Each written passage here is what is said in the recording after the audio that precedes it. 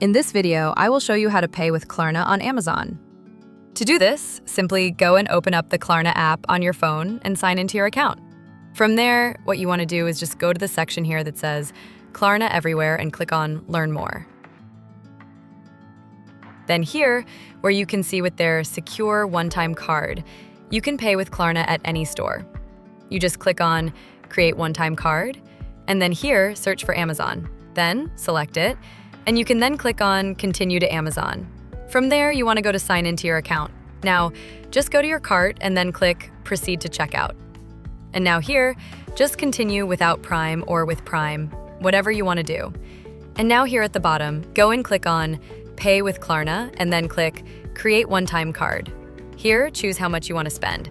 So to enter your card value automatically, then continue. From there, it has then created your card, and now here, you can see you can pay in 30 days interest-free. So now, you can just click on Agree and Create Card. From there, it will then add that card as your payment method.